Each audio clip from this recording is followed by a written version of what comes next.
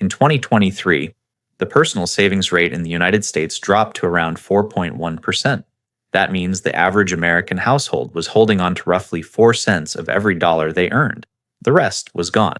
And yet in that same year, the S&P 500, that's the index tracking the 500 largest American companies, returned over 26%.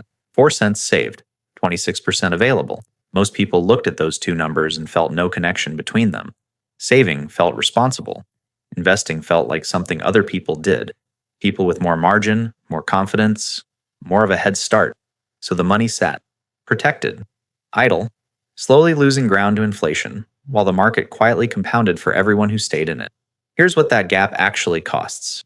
$10,000 in a standard savings account, earning 1% over 20 years, becomes roughly $12,200. The same $10,000 invested in a broad market index fund, at the historical average return, becomes somewhere around $67,000. Same starting point, same 20 years. The only difference is what job you gave the money for.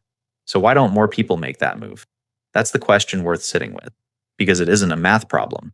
Everyone can see the numbers. Something else is keeping people in the jar when the soil is right there. My name is Alex, and if you've ever felt like your savings account is doing its job, but your net worth isn't moving, keep watching, because that feeling has a mechanism behind it. And I'm going to show you exactly why saving alone can't make you wealthy, and what the actual path from one to the other looks like. Once you understand how these two tools are supposed to work together, you stop wondering if you're ready. You just move. And the place to start is understanding why saving alone was never designed to do what most people are silently asking it to do. Nobody tells you this part. Saving feels like progress. It looks like progress. The number goes up, the account grows, and somewhere in the back of your mind, you think, okay, I'm doing this. I'm handling it. But there's a version of doing everything right that still leaves you behind. And that's the version nobody warns you about. Here's the mechanism. Saving and investing are not the same activity, running at different speeds. They are two completely different tools built for two completely different jobs. Saving is designed to protect your money. Keep it stable. Keep it accessible. Make sure it's there when you need it. Investing is designed to grow your money. Put it to work. Let it compound over time into something larger than what you put in. One is a vault, the other is an engine. And you cannot run an engine by locking it in a vault. The problem is that most people treat their savings account like it's doing both jobs at once. It isn't. It was never built to. Let me show you what that actually costs over time. Take a guy, mid-30s, works in project management, earns around $78,000 a year, disciplined saver, has been putting money aside consistently for years. He's got $32,000 sitting in a high-yield savings account, earning about 4.7%, which sounds decent. And currently, for a savings account, it is. After 1 year, that balance earns him roughly $1,500 in interest. He feels good about that. He should. He did the responsible thing. But here's where the math quietly turns on him. Inflation this year is running at around 3%. That $1,500 in interest sounds like a gain. In real terms, it's barely keeping pace. His purchasing power is holding roughly flat. He isn't dramatically losing ground, but he isn't gaining it either. And every year that passes in that holding pattern is a year in which compounding isn't working for him. Now run the same $32,000 through a different scenario. Instead of a savings account, he puts it into a broad market index fund, one that tracks the overall US stock market, and leaves it alone for 20 years. At the historical average annual return of roughly 10%, that $32,000 becomes around $215,000. He contributed nothing extra. He just gave the money a different job and waited. Same person, same starting amount, same 20 years. The difference is $215,000 versus roughly $85,000. That gap, $130,000, isn't the result of better stock picks or smarter timing. It's the result of understanding which tool does which job. Now you're probably thinking, sure, but the stock market can drop. A savings account doesn't lose value. And you're right. That's exactly what savings accounts are designed for. That stability is the feature, not a limitation. The point isn't to abandon savings. The point is to stop asking savings to do a job it was never built for. Because here's what's actually happening at a system level. Banks pay you somewhere between 4 and 5% on your deposits right now. Then they take that same money and lend it out at 7, 9, 12%. Mortgages, car loans, credit cards. The spread between what they pay you and what they charge everyone else is how they make money. Your savings account isn't just storing your wealth, it's funding theirs. That's not a conspiracy. That's just how the system works. And once you see the incentive structure clearly, the question stops being, is saving good? Saving is good. The question becomes, what is saving actually supposed to be for? And when does the next tool need to take over? The real wealth gap in this country isn't between people who spend too much and people who save enough. It's between people who save and people who invest. That distinction has a number attached to it. And for most people, it's the most expensive thing they never learned to see. Which brings up the harder question. If the math is this clear, why don't more people make the jump? The answer has nothing to do with money. It has everything to do with why most people never make the leap from saving to investing, and what's actually standing in the way. Here's something worth sitting with. The people who never start investing aren't mostly lazy. They aren't mostly uninformed. A lot of them are the same people who read the personal finance books, who max out their savings contributions, who know exactly what compound interest is and how it works. They understand the math, they just don't move. And that gap between knowing and doing is where most of the real money gets lost. So what's actually happening there? It comes down to how the brain responds to two very different kinds of risk. When your money sits in a savings account, the number on the screen doesn't move against you. It might grow slowly. It might barely keep pace with inflation, but it won't drop on a Tuesday morning because of something a central banker said in a press conference. That psychological stability is real. It's not irrational to value it.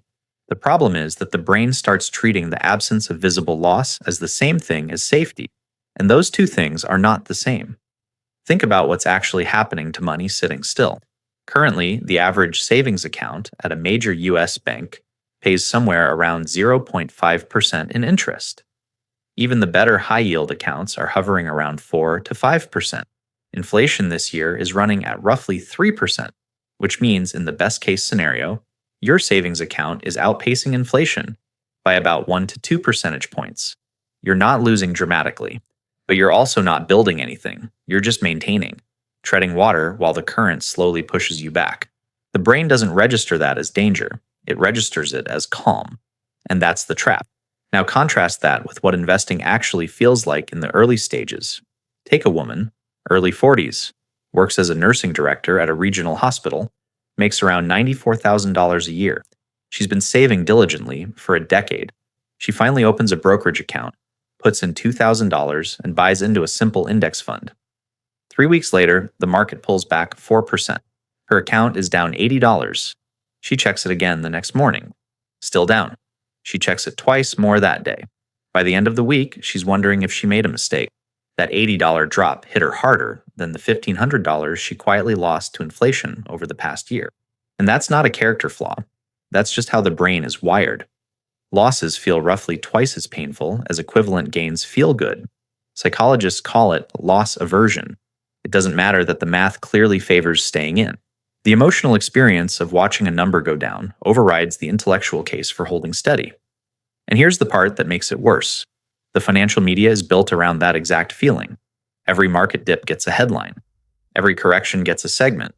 The coverage is designed to create urgency because urgency drives engagement. So the person who just started investing opens their app, sees the drop, opens their news feed, reads 3 alarming headlines, and walks away convinced the timing was wrong. They weren't ready. Maybe next year. Next year, the same thing happens. And the year after that. This is not a discipline problem, it's a framing problem. The market has pulled back by 10% or more roughly every 2 years on average throughout modern history. It has recovered every single time. But that pattern is invisible when you're looking at a single week's movement on a 4-inch screen. Zoom out to a decade, and the picture looks completely different. Every dip flattens. Every recovery is obvious in hindsight. The volatility that felt catastrophic at the time barely registers on a long-term chart. The seeds metaphor from earlier actually holds here. The jar feels safe because you can see the seeds. Nothing threatens them.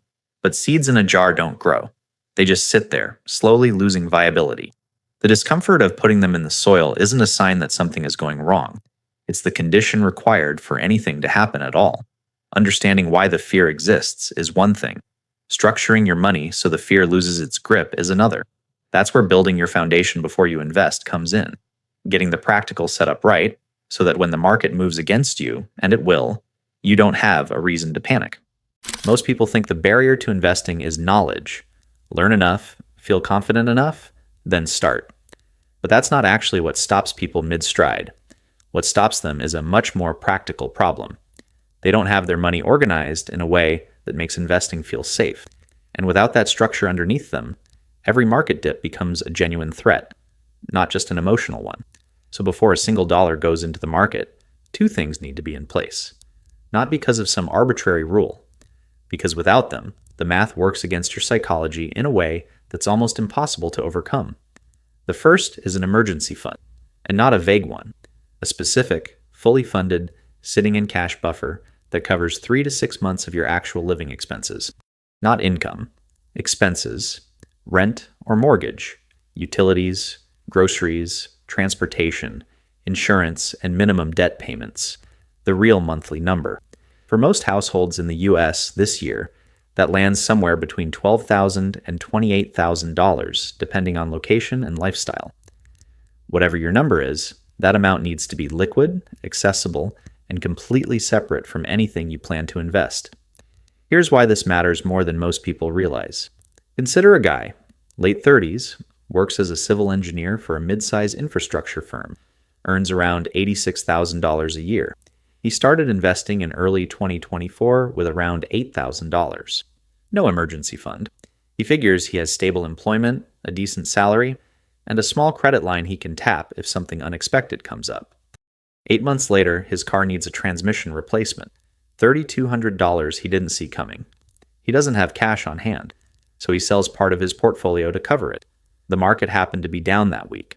He locks in a loss, pulls the money out, and tells himself he'll restart when things stabilize. He's still waiting. That story repeats constantly. The single biggest reason people sell investments at a loss isn't panic about the market.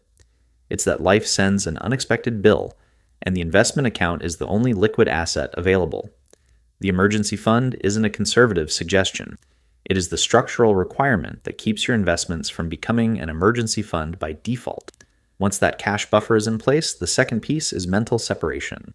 This sounds softer than it is. It's actually a specific way of organizing how you think about your money, and it changes how you behave when things get uncomfortable.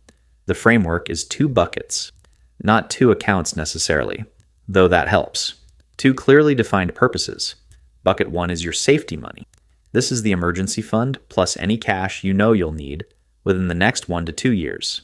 A planned home repair, a wedding, a car replacement. This money does not go into the market. Its job is stability. Full stop. Bucket 2 is your growth money. This is everything beyond that buffer. Money you won't need to touch for at least 5 years. Its job is to compound. It is supposed to fluctuate. A down month in Bucket 2 is not a crisis because Bucket 1 is intact. That separation does something specific to your psychology. When the market drops 4% and your portfolio is down, the fear response is to look for a reason to act. It wants a problem to solve. If your safety money is mixed in with your growth money, the brain can't tell the difference. It just sees the whole pile shrinking and starts calculating how exposed you are. But when the buckets are clearly separated, the fear has nowhere to go. Bucket 1 is fine. Bucket 2 is doing exactly what growth money is supposed to do over time. There's nothing to solve. A practical note on where to keep Bucket 1. High-yield savings accounts currently offer around 4 to 5% annually at most major online banks.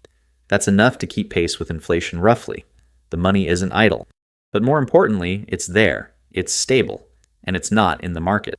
Getting this foundation right isn't a delay tactic. It's what makes everything that comes next actually work. Because once the structure is solid, the question shifts from whether you're safe enough to start to how to actually start.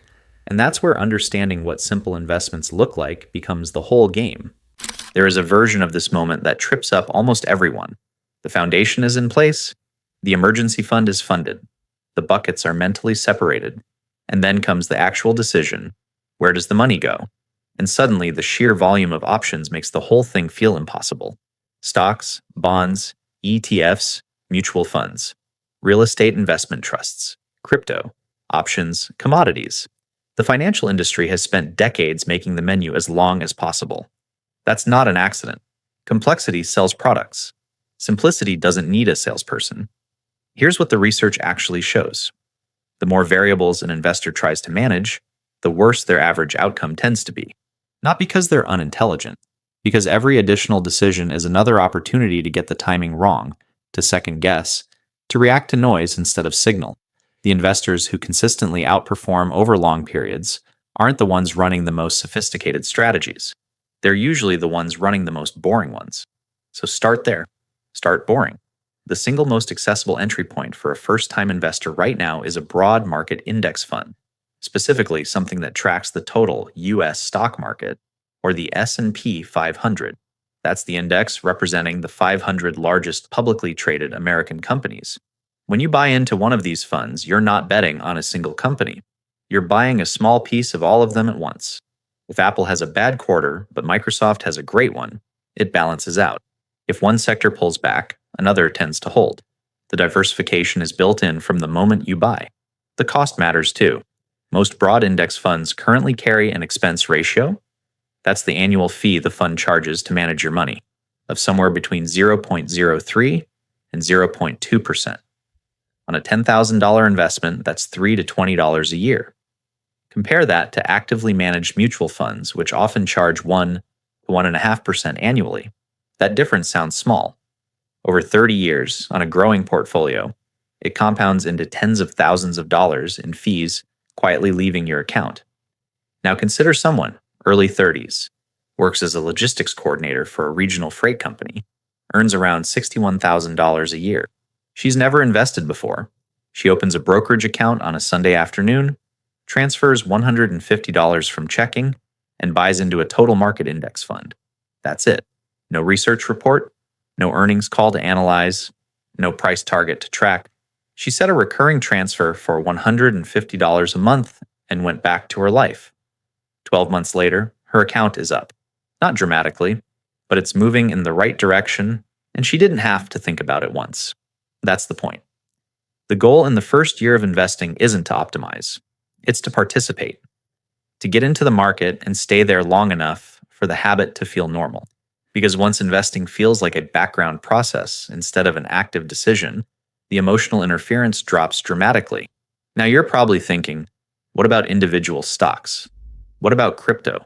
What about the colleague who doubled his money on a single trade last year? And look, those things exist. People do make money that way. But here's what the data shows consistently. Around 90% of active traders underperform a simple index fund over a 10-year period. The colleague who doubled his money on one trade almost certainly gave a significant portion of it back on the next 3. The wins get shared loudly. The losses go quiet. Warren Buffett, arguably the most scrutinized investor in modern history, has said publicly and repeatedly that for most people, a low-cost S&P 500 index fund held over a long period will outperform the vast majority of professional stock pickers. When the person who has spent 60 years studying individual companies tells you not to bother picking individual companies, that's worth taking seriously. Simple isn't settling. Simple is the strategy that works while you're busy living your life. But choosing the right investment is only half the equation. The other half is what you do after you buy, especially when the market stops cooperating. That's where time and consistency become the only things that actually matter, and where most people quietly walk away right before the compounding kicks in. At some point after you start investing, something uncomfortable happens. The market drops, maybe 3% in a week, maybe 8% over a month. Your account balance goes from a number that felt good to a number that doesn't, and every instinct you have says the same thing. Do something. Move the money. Wait for it in cash. Come back when things settle down. That instinct is the single most expensive reaction in personal finance. Here's the math that makes it concrete. Take a man, mid-40s, who works as a high school vice principal in a mid-sized city, earns around $72,000 a year. He starts investing at 32, puts in $280 every month into a broad market index fund. Nothing exotic, just consistent. The market averages roughly 8% annually over his investing horizon, which is below the historical average. So this is a conservative estimate. By the time he's 57, 25 years later, his account balance is around $263,000. Now here's the part worth slowing down for. He contributed a total of $84,000 out of his own pocket over those 25 years. The other $179,000 came entirely from growth. He didn't earn that money at work. He didn't save it. It appeared because he stayed in the market long enough for compounding to do its job. More than 2/3 of his final balance is money that he made. That ratio keeps improving the longer you stay in. But none of that happens if he panics and pulls out during a downturn. Let's say in year 7, he gets nervous. The market drops 11% over 6 weeks, which is a completely normal correction by historical standards. He moves everything to cash, tells himself he'll get back in when things stabilize. The market recovers 4 months later. He misses the first 12% of that recovery because he's waiting for more certainty. He gets back in 6 months after the bottom. That one decision, 6 months on the sideline, costs him somewhere around $31,000 in final portfolio value. Not because the market punished him, because compounding stopped while he was waiting for permission to feel safe. This is why experienced investors think about downturns differently. When the market drops and you're making consistent monthly contributions, your fixed amount buys more shares at lower prices. $280 buys more units of a fund at $40 per unit than it does at $50 per unit. When the market recovers, and across every major downturn in U.S. market history, it has recovered, those cheaper shares are now worth more. The downturn didn't hurt you. It quietly loaded your portfolio with discounted assets. That reframe only works if you stay in. And staying in only works if your foundation is solid, which is exactly why the emergency fund and the bucket separation from the previous section aren't optional steps. They are what make this step possible. There's a practical concept worth naming here. It's called dollar cost averaging. The idea is simple. You invest a fixed amount at regular intervals regardless of what the market is doing. You don't try to time the bottom. You don't wait for the right moment. You just keep contributing on schedule, month after month. The timing averages out over time. Some months you buy high. Some months you buy low. The consistent investor who stays the course tends to end up ahead of the person who tries to be clever about entry points. Currently, most major brokerage platforms make this automatic. You set the amount, set the date, and it moves without you touching it. The less you interact with your portfolio during volatile periods, the better your outcomes tend to be. That's not an opinion. It's one of the most replicated findings in behavioral finance research. Think in decades. Not days, not quarters, not even years. The version of you 10 years from now doesn't care what the market did in October. They care whether you stayed in. And when you put everything from this video together, the structure, the mindset, the right vehicle, the discipline to hold, what you're really building toward goes beyond a number in an account. Here is what this all comes down to. Saving and investing are not competing ideas. They are sequential ones. You save to create stability. You invest to create distance between where you are now and where you would have ended up if you'd stayed in the jar. The pattern is always the same. The people who build real financial momentum aren't the ones who found a smarter strategy. They're the ones who understood the difference between protecting money and growing it, built the foundation that made volatility survivable, and then stayed in long enough for compounding to do the heavy lifting. A few things are worth carrying forward. Savings accounts protect value. They do not build it. Fear of loss is normal, but loss aversion costs more over time than market volatility does. The boring investment held consistently beats the exciting one traded nervously, and time in the market is the one variable no amount of income or intelligence can buy back once it's gone. So here's the question worth sitting with. You now have the roadmap. The real variable is when you start. There's a related question this video doesn't answer. Once your investments are growing, how do you actually know when you have enough? That one is worth a conversation of its own.